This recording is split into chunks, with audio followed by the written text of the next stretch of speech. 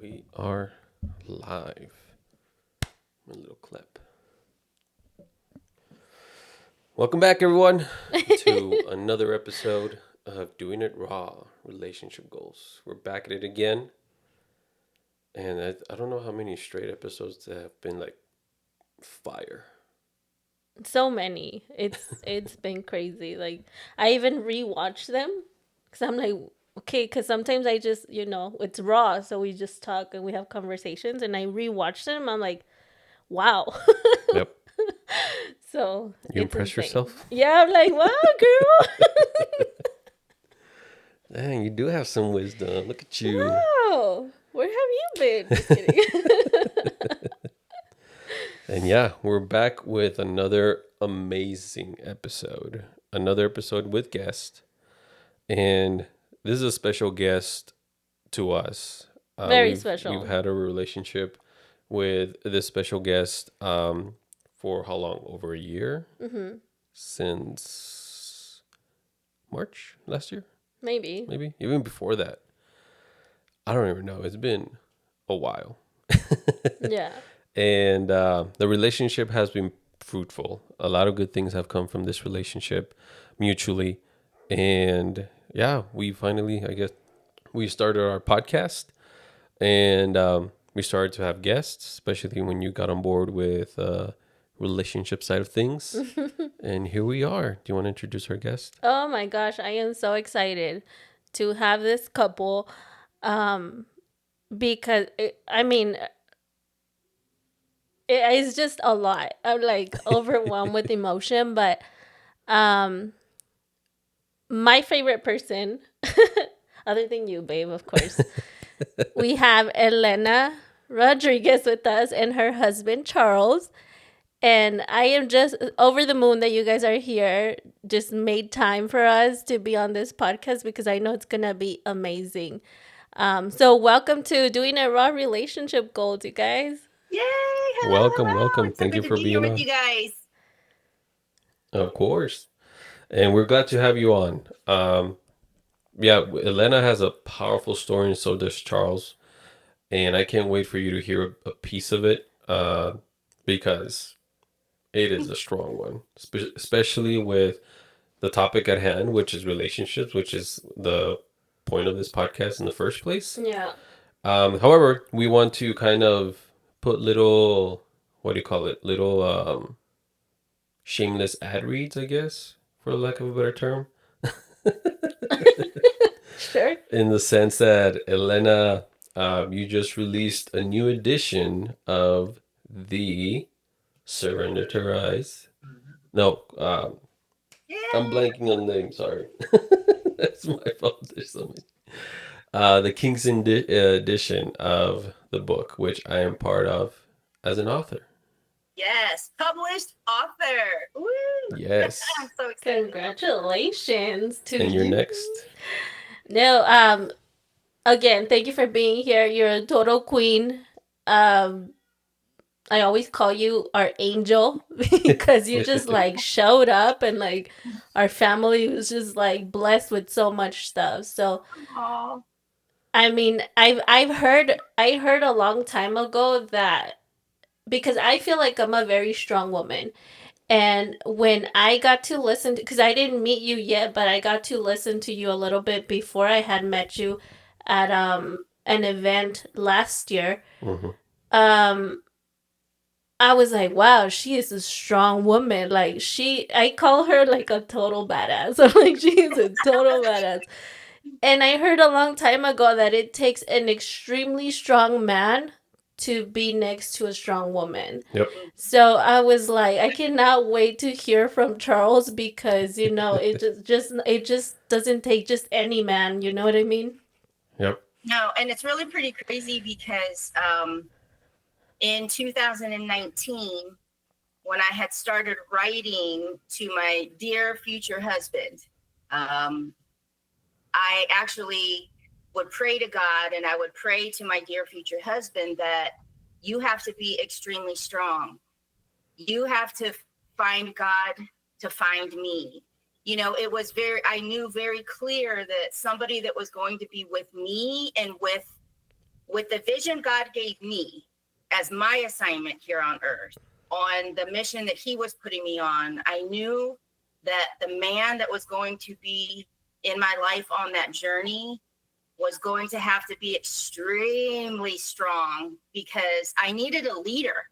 You know, I want my man to be a leader, but yet without tooting my own horn, I am extremely strong. I am extremely powerful, but that doesn't mean that I don't love to be in my feminine space and want a man to lead. But a lot of times men can feel intimidated, or they can feel like they have to push you in a little bit of a cage to feel like they got a little bit of control. And I really prayed for my dear future husband that he be strong, that he find God first, because then God would let him know how to handle me. How to handle Yeah, absolutely. and 100%. My wife can that's relate what to he that. said. Yeah. Sure. So, Charles, tell us a little bit about you. Well, first of all, thank you for having us on, Of and course. thank you for all the listeners. And if there's something on this show that we happen to touch that touches you, you know, and you've been afraid to expand on it, and it touches you, know that if you've been touched, then you have to touch others. That's how it goes, especially in positivity. And I live my life in positivity. So that being said, and you kind of sort of talked about how strong Elena was, and you know, in that dear future husband, there was 24 different ones, and I got them all and I read them all. And you know, we started our relationship from 5,667 miles away in a 6-hour time zone. And I just was scrolling through Facebook and saw her one day, and I went, "Whoa!" Yeah, we met on Facebook. Oh, no Nice. way. And that's exactly how it happened. I was scrolling through, okay, and I too was praying for a partner. I had lost my partner December 24th, 2022, to a 11-year battle of cancer. I was there from diagnosis to wings. And I was at an age that I did not want to be lonely. And that's what I was praying for, that God would help me find a partner, a companion, and not be lonely. And so that being said, I had to go get it. There you go. There it is. Nice. Surrender to Rise, the King's Edition. You know, Beautiful. I don't know how much we can get into it in the time that we have, but I surrendered. I almost died. It's all in my chapter. I almost died in 2022 in Lewisburg, West Virginia, from a really bad bout of prostatitis. And I was in a really dark time after depression and losing my significant other. And I was 68 years old, and I was lonely, and I was living in a house in Hawaii. I had my own room. It was her house, but it was just a room. I was existing again at 68, and I prayed, and I prayed that God would find me a woman. I had a very my significant was very powerful. I like powerful women, because powerful women, you know, bring out the best in powerful men. However, I need to let the men know there's a secret to it. You got to be humble before you're powerful. You got to be humble before you're powerful. And I'm a very, very humble man. Sometimes I have people tell me all the time, "You're too humble." No, you have to be humble, because if you're humble, you process things.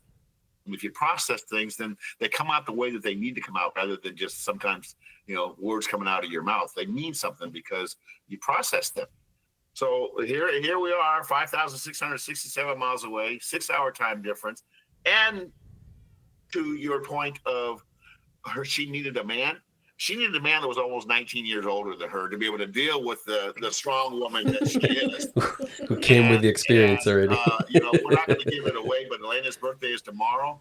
And, oh, nice. And so we are right about 19 years apart. I graduated June 14th, 74, and she was born July 14th, 74. So here we are. But you know, let's. Well, the funny thing is, I see this friend request Like I mean, I don't know if people know this, but I see this friend request come across Facebook, and the first thing you do is that I do is I always look at like who do we have that are mutual friends, right? Who do we have? Yeah. So I knew he was like in the speaker coaching space because those were all of the friends. So I was like, okay. And then I was like, where's he from? Ooh, Hawaii. Okay, what's this guy doing like from Hawaii? Like friend requested me. So I was just like, accept and just went along my merry way. But then all of a sudden, I remember telling my sister, like, there's just something about this guy. And I don't know what it is. But I mean, that's how I knew God was bringing him close. I could feel it.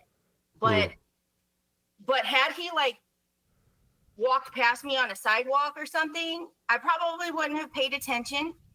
But I also knew that I could tell God was bringing him closer. And because I had been having that relationship with God, I looked at things differently. So when I was kind of thinking like, okay, there's something about this man and I don't quite know what it is, but I didn't ignore that. You know what I mean? Like I didn't ignore that. And I think some people get those signs and they get those signals, but because it's not what they envisioned, they miss it. They miss the blessing because they're actually looking for something specific. So that's really how when he friend requested, I was like, who is this guy? I mean, you're 100% on point because we talk about it all the time. Like, I think in one of the past episodes, we were like, people nowadays go into dating or like relationships already with, like, I want a tall guy, It's like they're shopping for a Ken doll. Yeah, and and it's like, no, like when I prayed for God, I prayed to God for my special man in my life. Like, it had nothing to do with looks. It had nothing to do with, like, yeah, like I always told myself I'm never going to date anybody younger than me. Right? Like, I told that to myself, but I never prayed to God like, please do not send me somebody who's younger. Like, I was just like, I need somebody to like help me be better. I need somebody who sees me, understands me. And then he ended up being younger, and I was like, you know what? It doesn't matter. God. You know, I got age doesn't matter, and there was just a lot of things. Listen, and I'm going to keep putting this up because I'm so proud of being part of this Of with course. I can't wait to get more copies. the amazing men Yeah, the amazing men you guys brought some awesome stories that we have in here, all about surrendering and how it happened. Is there's a purpose. See, God has a plan. You just have to, and I've told Elena this since we were together. You don't ask for what you want because you're never going to get it. Mm-hmm. You're not going to get what you want. What's going to happen is you're going to get tired of wanting, and you're going to understand that I don't need to do the want anymore. I need to think about the need, because that's what God's going to give you. He's going to give you the need in the journey that He gave you at this particular time in your life. He's going to give you the need that goes along within the journey that He gave you when He gave you life. See, because our lives are already put out in front of us. Isn't that amazing? I know you've heard that before. It's true. And when you really break this down and you think about it, it was time for her and I'll let her get into, again, she started a relationships page on Facebook, and we had like 300 and something people on there. It was pretty cool. But there was a reason how that happened, how we got together. I let her tell that story. But the bottom line is divine intervention. That's the chapter, my chapter, divine intervention. I truly believe, because it's happened to me before, and you have to know it, you have to feel it, and that's exactly what God did. He heard our prayers, He heard our needs. Okay, He got rid of the wants and focused on the needs, and the needs were we were in need of each other. So here's a fun part, and I'm gonna cut my time off right here. This is how it happened. I'm over there in Hawaii. First of all, one of the demands, or one of the things that she prayed for, or her prayers were, what she prayed for, was she wanted to go somewhere where it was hot, ocean, mountains, and palm trees. I'm Look living at in that. Hawaii. I did. That was my. I want you in someplace warm, mountains, ocean, palm trees. That's all I kept saying. And so here I am on Hawaii. I was like, ooh, From Hawaii. 5,667 miles away. So I'm going to end with this little funny note that I've been saying this from the beginning. Here I am in Hawaii. There's all these billions of men around. Oh, and all wanting a beautiful woman, especially if they Mhm. saw her the way I saw her. I mean, I was scrolling, all of a sudden, here she is, all prettied up with her besitos on, and I went, whoa. And then the first thing through my mind was, bruh, you ain't got a prayer in the world. But something told me to push the button and request her. All I wanted was a friend. So I did. Mhm. So when God saw that there was connection, here he is. You ever been in a movie theater or arcade or a store where they have the claw machine? So Yep. here I'm in this box with all these guys, all these wannabes, okay? And here comes this claw that she's directing, but she's not directing it. God's directing it. And here, plop, there it goes, and up it comes, and it's got literally got me by the head. And you know how sometimes it shakes and falls? No, I wasn't falling because the strength of what I was going to bring into her life, and God knew this. Boop, he dropped me right there on Wow. her lap. So I'm gonna give up my time right now for now and just lay that out there. That you never know when, how, or why it's gonna happen. Just believe. Yeah. Believe that the prayers that you pray will be answered as long as you understand, quit wanting so much and start figuring out what your real needs are. Mm. 100%. Just quit wanting so much. Yeah, it's one of those things where I don't know if you heard this. I think it was part of a show, and they were doing testimony, and I think they were uh, priest was testifying, and I don't know the full quote, but part of the quote was, "I asked God for strength, so He gave me challenges to make me stronger. I asked God for patience, so He put me in situations that would trigger me, so that I can learn to be patient." So in even in praying and what you want, God is gonna answer by what you need to get what you want. He's not just Mhm. gonna like here's a little box where you, with a prayer answered here. No, it's you have to grow to get to that point, And I which love we that know a you lot I about. love that you mentioned that because I remember at one time like when my life was really it was really really hard. It was really Hmm. really dark, but I just remember my grandma.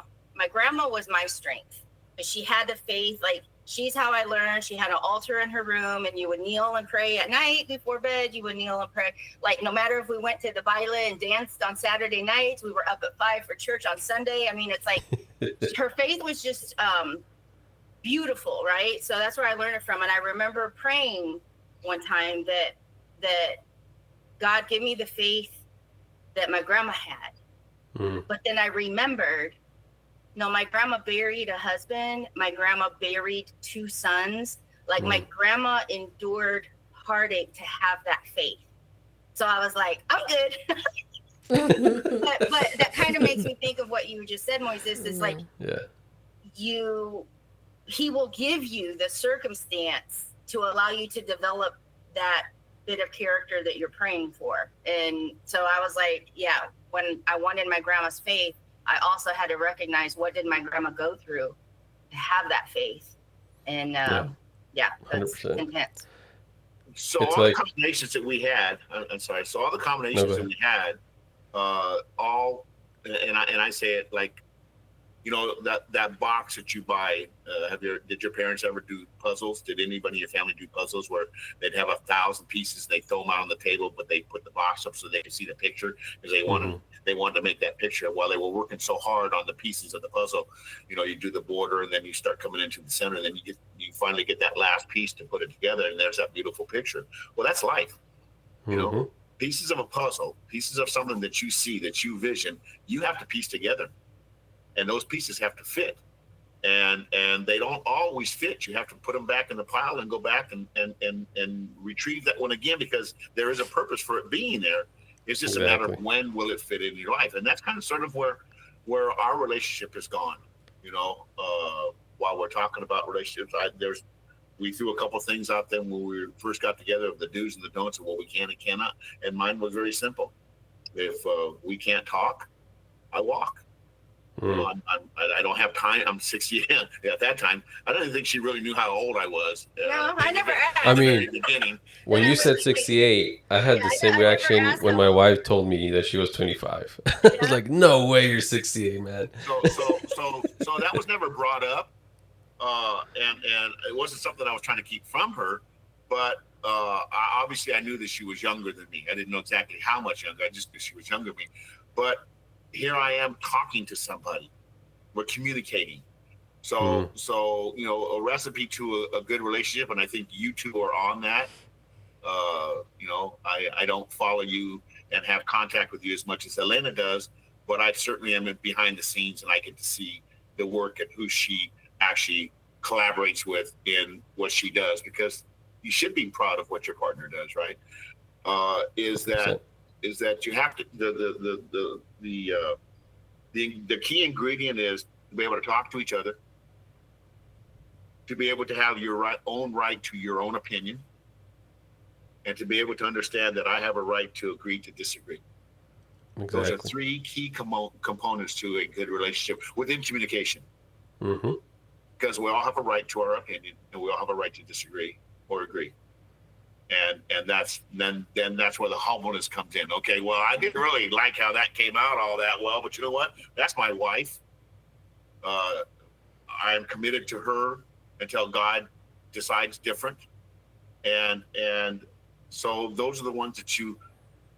That's how you build your relationship, by things like that, being able to be humble, accept them for who they are, and then vice versa. So, you know, there's just a whole lot of things that and I, as we go on, that we had in common from 5,667 miles away. So anybody that's listening that does not believe that a long distance relationship is workable, they are.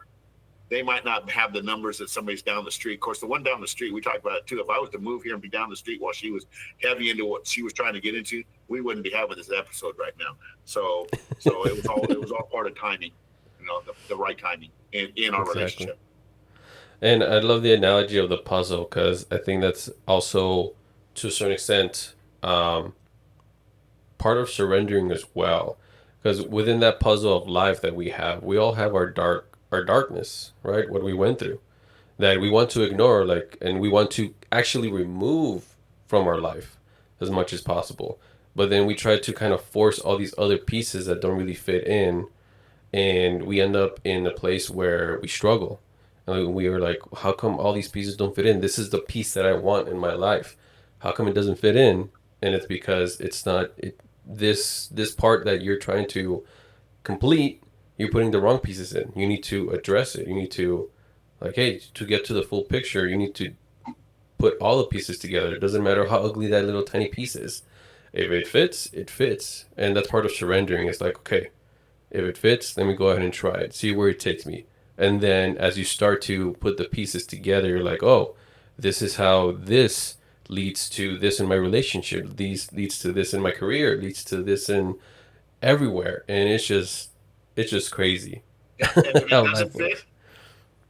don't force it, because it wasn't Exactly. meant to be in Mm-hmm. that time, being in the limelight, trying to fit into something at that time. Don't force it. Well, and that's a big component. Like if you talk about dating, okay, so here I was widowed. That was one of the things that we discovered in common. He was December 24th. Christmas Eve, we both lost our partners. So that was Wow. something that we, What?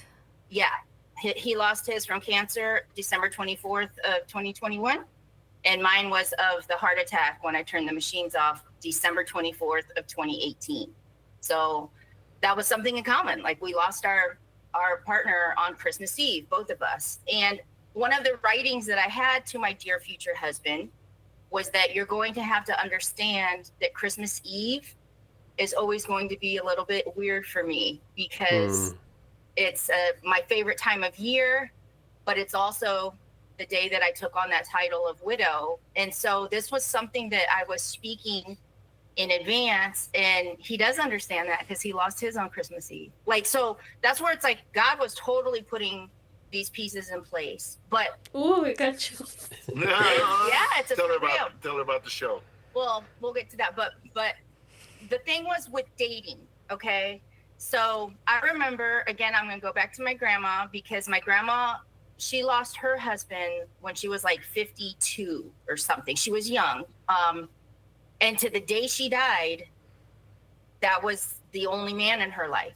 She never looked at another man. She never thought about another man. She, like, nothing. So I remember sitting in my bedroom at 44 years old, having that conversation with God of like, I'm prepared.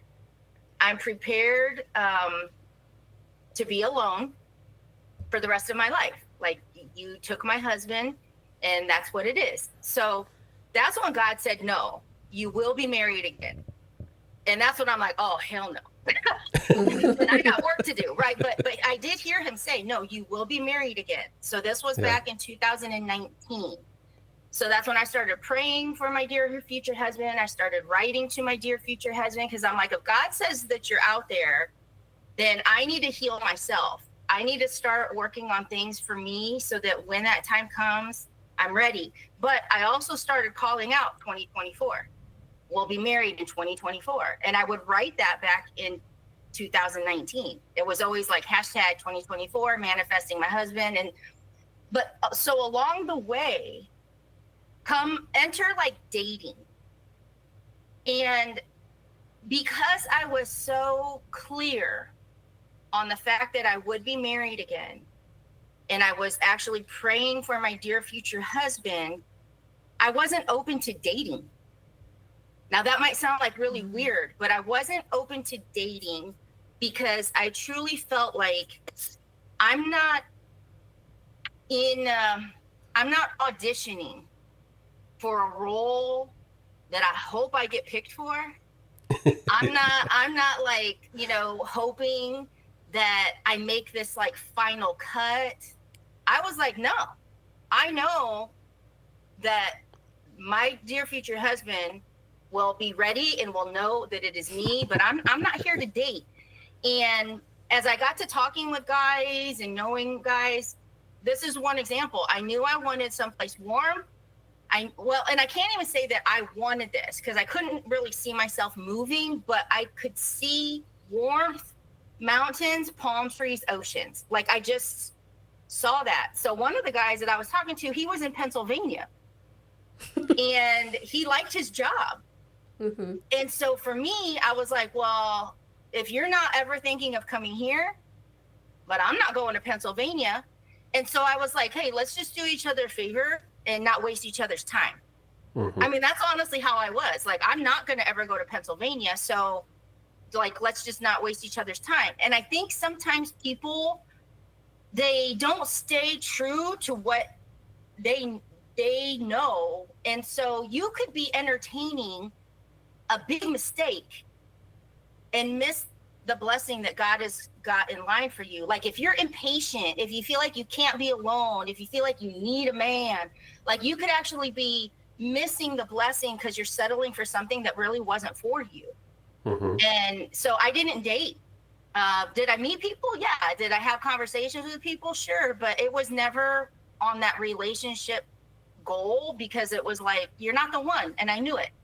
And so when I met him, it was just kind of like, I'm from Hawaii. You're the one, and are we doing this or what? Like, clock is ticking, and it was perfect. I mean, he was older. He knew exactly what he wanted. We didn't have to tiptoe around and hope that, like, we discovered that it's like a decision. A relationship is a decision. You decide, and then you work it out. And there's not a lot of men in my age bracket that would have probably felt that way. So we met February 16th of 2022. Okay?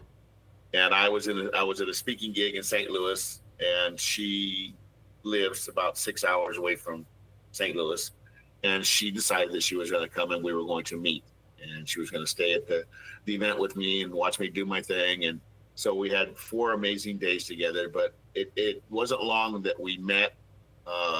for the very first time, and we went and had a couple drinks together. And we started talking and having conversation, and then it got to a point where little did she know I already had a ring. I had already gotten a ring. I'm 68 years old. I ain't got time to play around. It's either yes or no, right? Let's. So we went back to the room, and I had that moment to where I got the ring out, and I looked at her and I said, "Would you wear this for me?" And there was a pause, and I said, "Because we're either all in or we're not."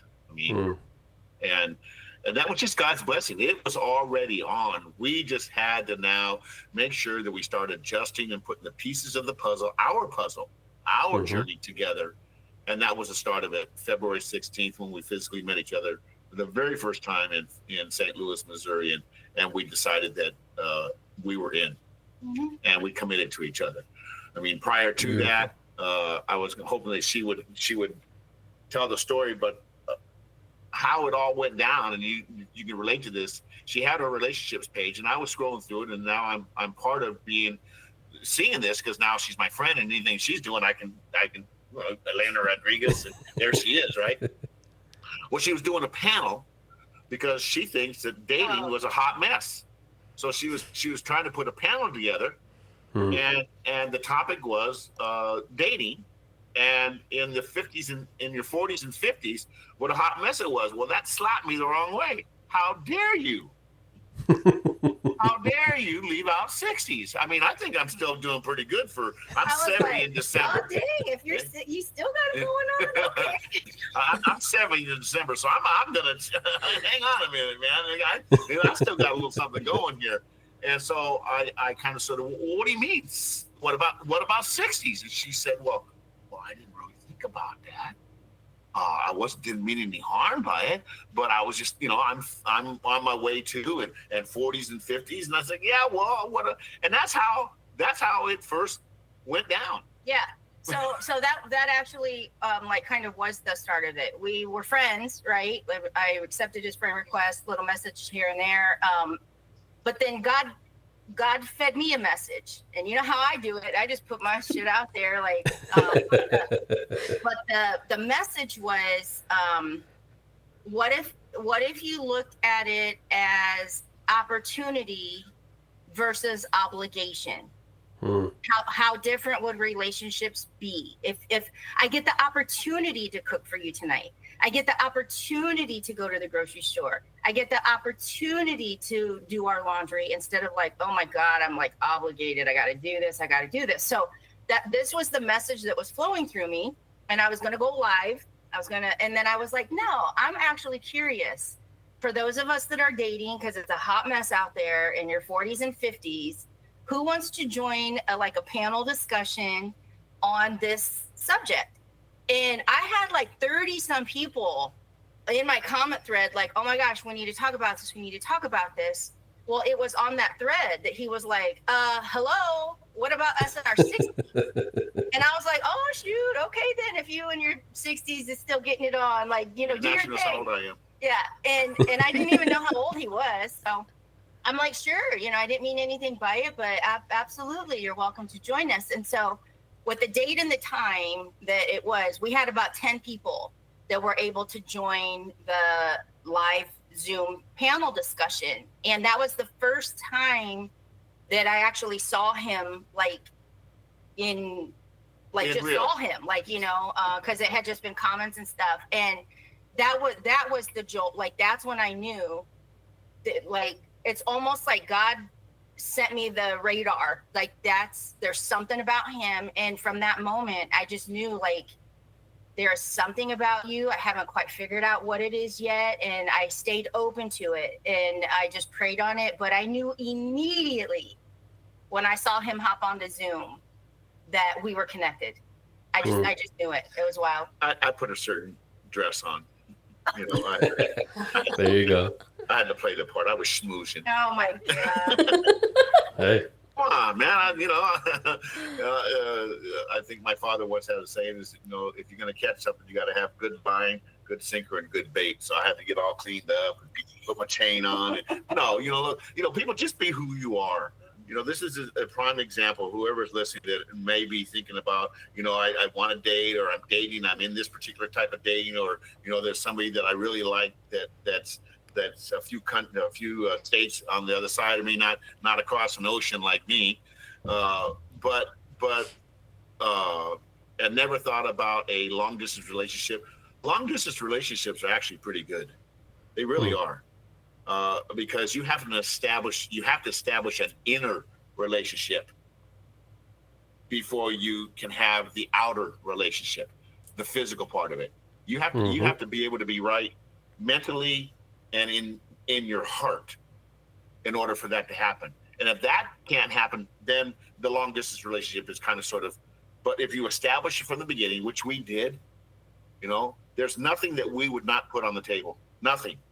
And we made that quite clear. And sometimes it was like, well, you told me that we needed to put everything on the table. Or why did you put this up? Because we put everything on the table. We discuss anything and everything. Because if we can't get past that now, how are we going to do it if we're actually in physical contact with each other every single day? And I say that because uh, before I got reunited with Mapawana, I had a That was his. that was my significant other from Mm. Hawaii. Before I reunited with her, uh, I was in a 22-year marriage, 23-year relationship, and it just existed. So I Mm-hmm. know what just existing, going through the motions is like, because I did it. Okay, to try to keep a happy household, and I had a daughter and a wife, and an only child at that time, so I spoiled the heck out of her. I was in that relationship for raising a child. Mm. So that's another relationship that people might be thinking about or in, because there's all kinds of different ones of Yeah. children being attached to. But what I learned from that was 20. We had our good times. I'm not going to say we didn't, but at the bottom line, that was 23 years of my life that I no longer have a part of. And how did that happen? Because we did not seriously communicate. We did Mm. not put our stuff on the table. We avoided it just to get by, just to exist in a relationship or in a marriage. And it doesn't work. 100%. I think our recent podcast did. I mean, sorry, stuff keeps dropping over He's here. always dropping stuff and Yeah, hitting stuff. I just take so much space. So, but in a podcast that we recently released, and it's not before this one, but we did touch on there's three types of relationships: the type that you get, the type that you keep, and the type that you grow. The type that you get is you do everything you can to get in the pants. That's essentially it. And once you get the prize, you're like, all right, I'll stop, and I got it. The ones that you keep tend to be the ones that have you stick around for the kids. You stick around because it's beneficial. If you were to separate, it would just complicate things financially. There's no connection, no communication. There's lack of love, but it's kind of like a business, I guess. Deal. I related it to sticking to a job, just because if you quit, there goes your benefits, your 401k, your pay, and all that stuff. I mean, we Um, call it like roommates. You become yeah, roommates where you're essentially just living together and, being roommates Yeah. practically. yeah. Yeah. And then there's the relationships that you grow, where you grow together. You make each other better, and yeah, growth is sometimes painful, but at the other end of it, there's growth behind it. And those are the ones that were, yeah, like you mentioned, you lay it out on the field and you laid it all on the line that hey, this is where I'm going, and this I know this is where you're going. How can we cooperate and go to each other's paths together to get to that I guess for lack of a better term endpoint to achieve that life. And something that Elena touched on as far as when it comes to for people who are looking to be in a relationship, kind of like you mentioned, you were not looking, right? Um, I think that to a certain extent prepared you for Charles. I Yeah. say that because my wife, before we met, she was always in survival mode. So her go to was let me get into a relationship, so that at least only one man can be the one who can protect me at least, Doesn't matter how he treats me, but at least I have to a certain extent a protector. But when we met, because she had a boy to now protect her our kid, she was like, I don't need no man. I need to do everything I can because now this little boy depends on me. So she was not looking for anybody, and I wasn't looking for anybody either. And I think that prepared her to like, all right, well, now that you're not looking for men to survive, instead of you looking at another physical man, now you're looking up at me. Now there's room for God to go ahead and lead you. And she didn't know it, and I didn't know it either. But that's what led to us meeting because now she wasn't looking to survive. She was basically ready to have what was then a 19-year-old boy leader. Well, you know, I'm for anybody that might be thinking, oh, well, you guys have a fantasy or a as we're speaking a God given moment, commitment to each other from a higher source, okay? Because we both surrendered. Mm-hmm. She went through a whole lot. Everybody knows Elena's story. She went through a whole lot. I went through a whole lot also, and ultimately we did have to surrender to ask God for what's going to be in our future. We can pray for things, but anybody that's thinking that we had this beautiful, peachy keen, relationship from so far away that just kind of sort of just fit into like a fairy tale. We had our moments. We, 100%. we had our moments on both sides, more so my side, I'll be honest, where I fumbled the ball. Mm. And I was so afraid that I was going to lose her. But we committed to putting that puzzle together. We committed to that. Mm-hmm. And there were some pieces that came on top of the table that I tried to force, uh, more so over jealousy. And look, if you're going to start a relationship later on in life, you got to get rid of all that stuff. You can't have jealousy. It's going to always be there, but you can't let it in. It's almost like Satan. Satan's always going to be around. You just can't let him Mm-hmm. in. so so it wasn't. We worked on it, and again, I think is because we were so far away that we're able to have time off, even though we spoke almost every night. Sometimes I'm at a little after midnight my time, and it's 6 o'clock her time. I'm ready. I'm still ready to get around, and it's time for her to go to bed. But it takes work. I don't care. All relationships, long distance, close, whatever, takes work. So, you know, 100%. I'm just grateful that we just celebrated in February. We celebrated our first wedding anniversary, Nice. and Congratulations. Beautiful. yeah, I think we're doing all right. I'm a lucky man. I tell people all the time. The number one question is, why did you move from Hawaii to Indiana? It's a one word question. Why? And the answer is, first of all, God. Mm. I say that. First of all, God provided me with a beautiful wife that and I like it here in Indiana. But everything was provided by the Creator. But it took work.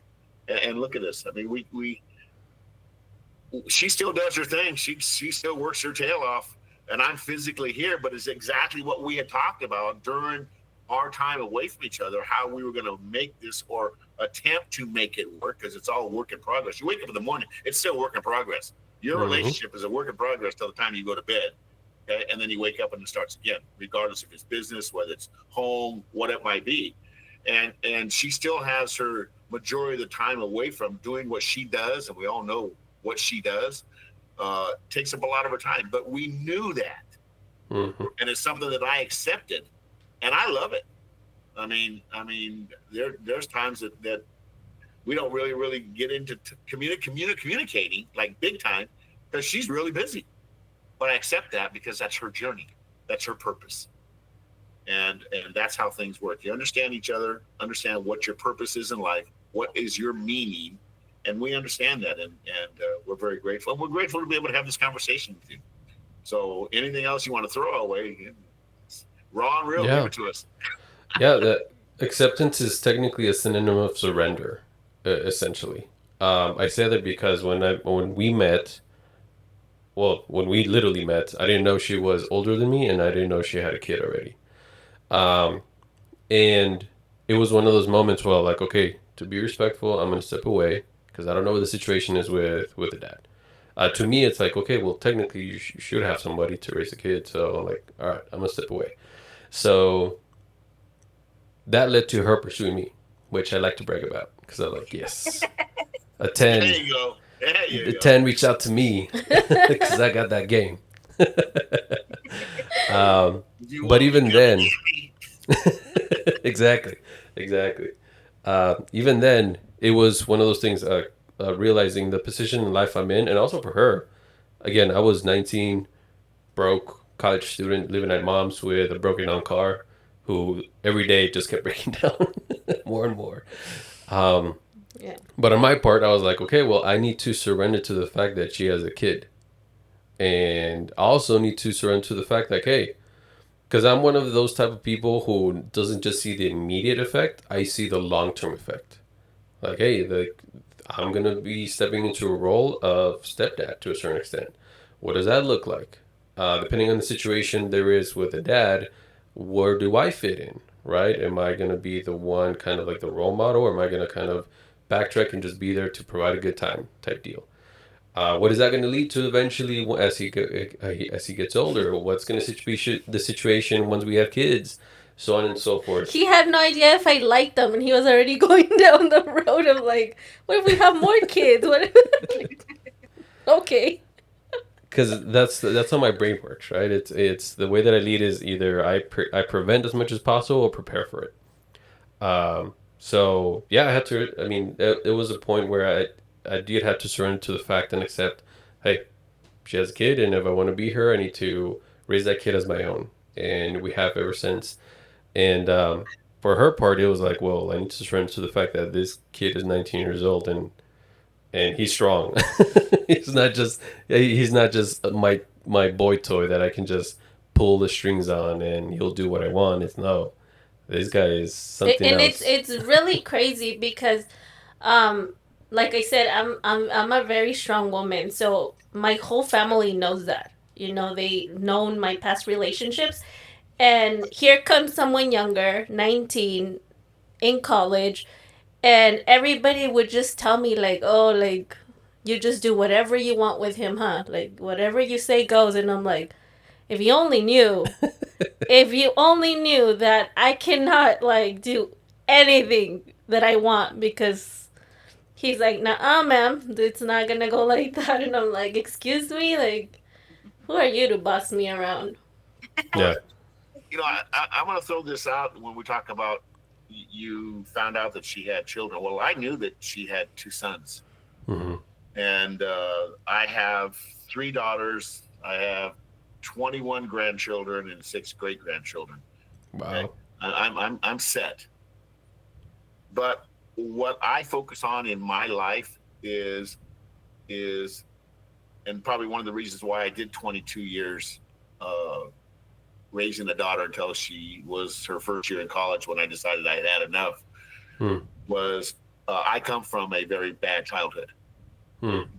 Very, very bad. I was actually adopted at 16 when I ran away, and I like families. Hmm. And, I fight generational cycles of negativity. It's one of my pets is people not knowing each other, generations upon generations not knowing their family. My father never knew his father. My father wasn't in my life. I wasn't in my oldest daughter's life, and she wasn't in her daughter's life for a while. So there's generational of not knowing the connections. So Hmm. when I found out that she had sons, that was something that I wanted to be part of. I felt that my calling was to come to Fort Wayne and establish a family. Hmm. That was part of my job, and I say this all the time. God, her God, if you know Elena, then you know that her God gave me a job, Hmm. and I said that from the very beginning. And my job with my old self was to come in and not overthrow and say, "Well, here I am." So we worked on this. We talked about how this was going to all go down. And you know what? Today, 1 year and And 4 months later, I've been here 1 year and 4 months. No, I've been here 1 year. I've been here 1 year and 5 days. Hmm.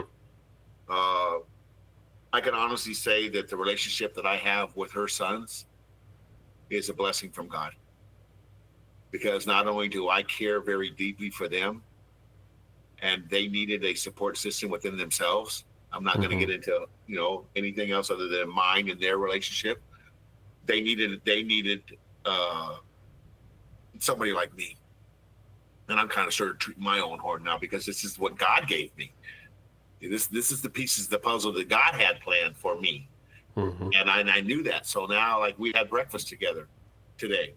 They respect and care for me a lot, Hmm. and I've even gone as far as saying, guess what? I am no longer Charles. I really like the fact that I'm known as your stepdad, Hmm. and that's a blessing, man. To 100%. to be able to come into another person's life that has children, and it's either going to go one of two ways. It's either going to go to where it is now, where it's a beautiful relationship, you understand each other. And I said from the very beginning, I'm not going to bullshit you guys. I'm not going to lie to you. I'm not going to bullshit to you. I'm going to tell you the way it is. That's just who I am, and you can either accept me for who I am or not. And they like that.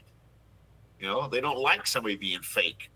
And Hmm. so the fact that I know that they care very much for me and have a lot of respect for me, as I have a lot, and I've watched them grow in just the time that I've been here or that I've known Elena, that's a beautiful thing. So I had a purpose.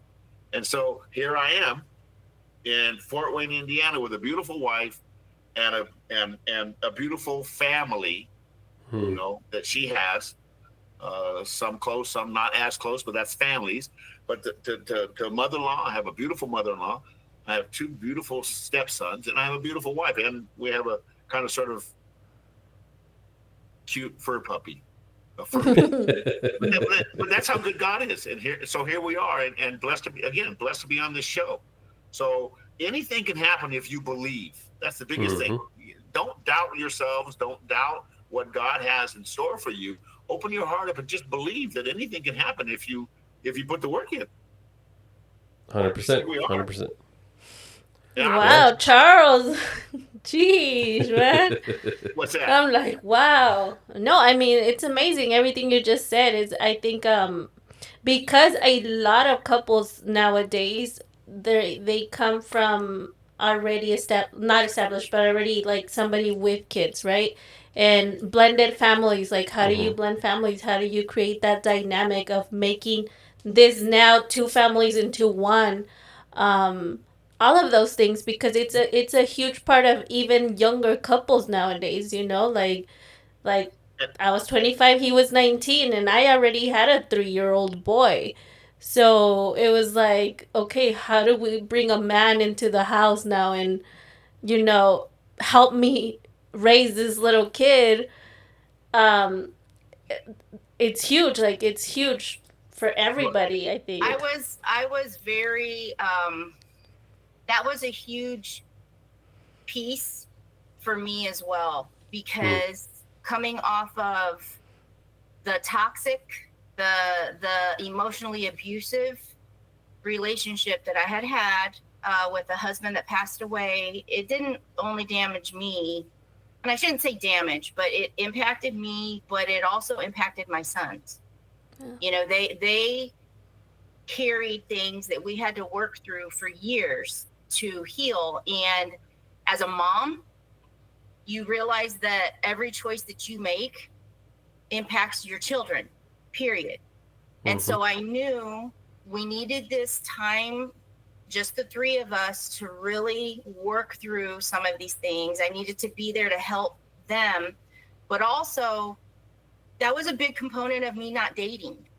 They didn't need people coming around. They didn't need to see somebody in and out. They didn't need to see me go through these highs and lows. We had to get ourselves set and established. And I think and I'm going to speak to the women out there that think that they need that man, um, get stable, kind of like that emergency line. You don't want it going up and down and up and down. Just get stable for a while. let yourself get emotionally stable, let your children get emotionally stable, like establish a comfort baseline, because then you can make clearer choices forward. So knowing Charles, I knew that the next person that comes into our lives isn't just for me. It's got to be good for them too, because the last choice I made was not. And when him and I started talking, and like we would talk for hours, and he was freaking nuts. It would make me like laugh and crack up. I mean, I discovered I could snort if I laughed hard enough, you know. And, No, not snort. but my sons, after a while, they would come down, you know, and they're like, "Were you talking to Charles again?"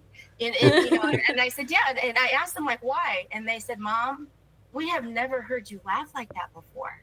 And it was just like, wow. So your kids are paying attention. But so here's the thing: when I realized, like, okay, I'm really kind of into this guy. I learned his age.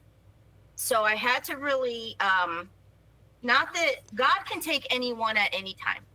Let's just be honest. I watched my husband die at 49 years old. So I know that God can take anyone at any time. But the reality is, with him being close to 20 years older than me, are the percentages in the favor that I would bury him before I go. If we're looking at age, yes. So I had to really think about that. Are you really wanting to step into a space that you could potentially bury another husband? And I talked to my sons about it. I wanted them to know his age. I wanted them to know how they felt about it. Were they comfortable with it? Because not only was my choice for me, it was for them also. We had to make this decision as a family. And I think sometimes moms don't do that.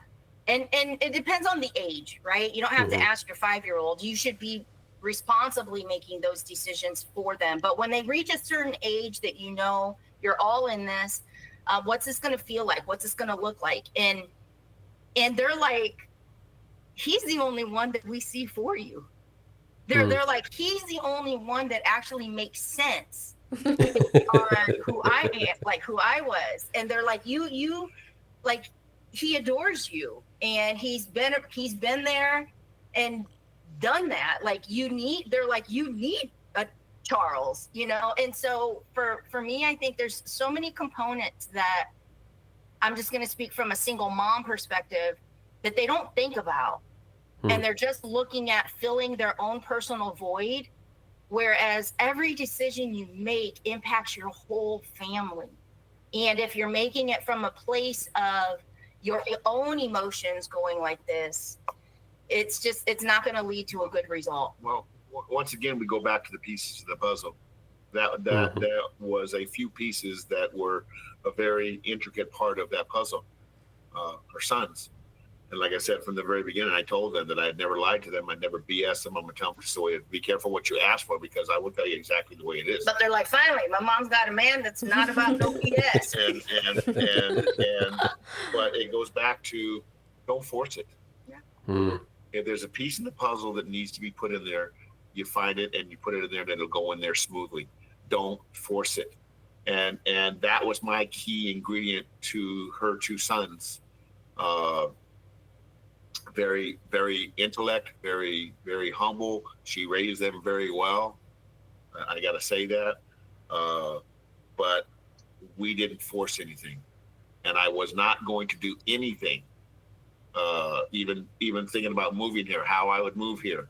You know, I ended up getting an apartment because I didn't want, she was living in a house. I didn't want to live and just move in and say, hey, here I am. Oh yeah, that's a big thing. Here I am. You know, move over. It's not worrying, don't worry about the opinions of others or what it should look like, okay? Because I knew when we were talking about getting married and him coming here, the structure of our house, like, Charles has a lot of energy, right? There's a lot of Charles. Not energy. And so knowing my sons and kind of things that they deal with and struggle with, I knew we can't just like bring this bomb in our home. I mean, and I wouldn't do that. I wouldn't make them uncomfortable in their own home. And they didn't know him well. Like, so it's like, how do you bring a stranger to live with you? And I knew that that's not the way to set this up for success and for everyone around. So having that discussion of, when you move here, get an apartment, let's take some time for everybody to get to know each other and see. And some people would be like, wait, what? Oh, they like do. your husband, like your husband's moving there and he's in an apartment, and it's like, it doesn't concern you. It's what's healthy for us as a family. And it didn't take long, right? It didn't take long for almost all of us to be uprooted and moved around, and it works for all of us. But other people were like, wait a minute, like, he's your husband, but he got an apartment, and it's like, mind your business. It's not about you, but you have to find what works. You have to find what works for you in your relationship, period. And it doesn't involve anyone else. And it might not make sense to anyone else, but it doesn't have to. And out of the clear blue sky around November, okay, so I'd been here since July, 2-bedroom apartment. And I got a 2-bedroom apartment for a specific reason. I didn't want a 1-bedroom. They don't have threes. So I got a 2-bedroom apartment for a reason. But around November-ish is when a lot of pieces came together that were automatically just inserted from above. It just happened, and it doesn't just happen. It happens because it's supposed to happen. Moves were made, things transpired that made the move to where we are today. It just happened. Certain things happen where, oh, okay, well, a door opened up. Oh, this piece fits. Oh, this piece fits. They just started all coming together like boom, boom, boom, boom, boom, boom, boom, boom, boom. Now we have an apartment. We have it's a beautiful thing. So you just gotta, again, you gotta believe, you gotta be humble, and you gotta go with the flow. Don't force it. Just you're gonna have your moments, your positives. Don't go to bed angry with each other, okay? And then wake up smiling because you went to bed angry with each other. No, work it out, man. Communicate. Find a way to make it. And I'm grateful. I'm grateful for where I'm at today. We were just talking about that last night. We had dinner together to celebrate the book. There you go. The box opening, which we did here in our dining room area, and we went out and we were talking about this stuff. And we are both very grateful to our Creator, to God, because we are a fairy tale. Because if you get 10 couples together and you talk about some of the things that have happened to us, you're going to get a lot of no way. It doesn't happen from that far away. Long distance relationships don't really work. You're automatically in a negative. Well, you know what? Before you go negative, you need to try a little positive. You need to try to put a little pixie dust on it and see how it fits, see how it flows before you just say no. And that's kind of sort of exactly what Elena and I have done, and we could not be more happier. I told her I'm 70 years old in December. My dad made it to 86. I don't plan on going anywhere. I'm very, very active. I'm a really active older guy, and you have to stay that way. But we talked about that last night, and I told her, I'm grateful for you. I'm grateful because this is exactly what I prayed for. I'm not lonely. And I prayed to God because my father passed a lonely man. Some of my grandparents passed older in their life, senior citizens by themselves. And I prayed to God to allow me not to be lonely. And I'm not. That's a big thing. That was one 100%. Of his things that he shared. And so I just came back with like, well, she came back. Yeah, like, so you just don't want to be lonely. Is it me, or could you like plug anyone in here to just not be lonely? Like I'm like, just shoot it straight. Elena. Yeah. No, you need to be into me. But if you're just not wanting to be lonely, then just freaking plug somebody else in there, because I don't got time to be like, for this, yeah. Because when you hear that, I'm like, So you just don't want to be lonely? Well, shit, anybody can sit in that seat then, like, Yeah. and that was a big thing. I had to shoot back. I had to get my answer, because to me it's like, if you're just looking to like not be lonely, well, I come with like a whole lot. So find somebody else. Married 17 months and having a dinner last night, looking at each other, and I told her that I knew she was the one, Mhm. because this could only be a blessing from God. This is Absolutely. divine. That again, a chapter in the book, divine intervention at its highest level. If you believe and you pray, okay, and you be humble and you stay positive, you're always going to be surrounded by negativity. You got to learn how to fend it off. Even more so in a relationship, God will see that the needs that you have in your journey will be met, and I could not be happier. Are there things in my life that could be better? Absolutely. I think there's things in everybody's life that could be better. But how do you feel at the current moment? And we got into a heavy discussion last night, and I told her, and we both agreed we're happy. We could not be more happier. Oh my Beautiful. gosh, I love it. And I think this is a perfect spot to end our podcast right now, because I have some bigger questions for you guys, but those will only be answered in our show on Prospera TV Network. So if you guys Exclusively. want to, hear what they have to say and answer my questions, go Mm-hmm. ahead and head on over. Yeah. Yes, Bring absolutely. it. Bring it. I'm ready. I'm always ready. Let's Be do careful it. what you ask for, because there might be an answer that's a little raw, but it's real. Hey, that's what we're here for. Yep. So, for those listening, if this is it, go join us to the Prospera TV network to watch the remainder of this show. But if this is the end of the journey, I hope that you got what you needed from this podcast and this episode. Thank you again, Elena and Charles, for joining us. And we look forward to continue this chat further. Let's go. Let's go.